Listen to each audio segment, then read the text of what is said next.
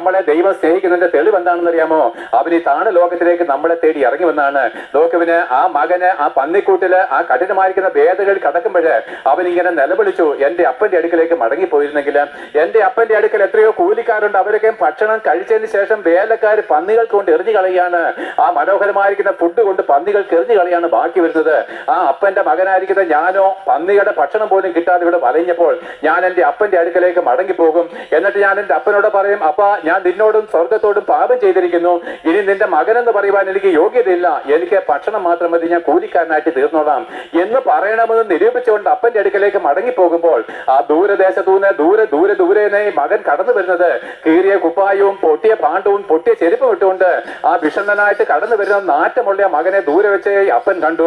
അപ്പൻ എന്ത് ചെയ്തു? ആ മട്ടുപ്പാവിൽ നിന്ന് ഇറങ്ങി ഓടിച്ചെന്ന് ആ നാറ്റം വമിക്കുന്ന മകനെ അതേ രൂപത്തിൽ ചുംബിച്ചു, കെട്ടിപ്പിടിച്ച് ചുംബിച്ചു.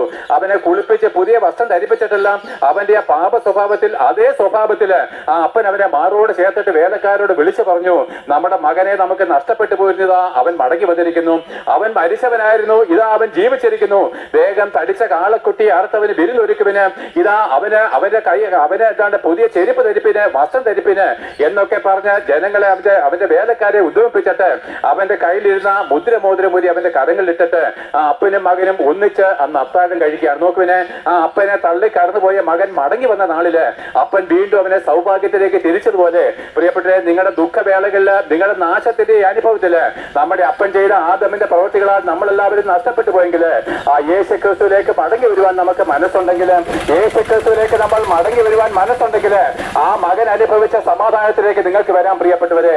ആ യേശു ക്രിസ്തുവിന് മാത്രമേ നമ്മളെ രക്ഷിപ്പാൻ കഴിയത്തുള്ളൂ.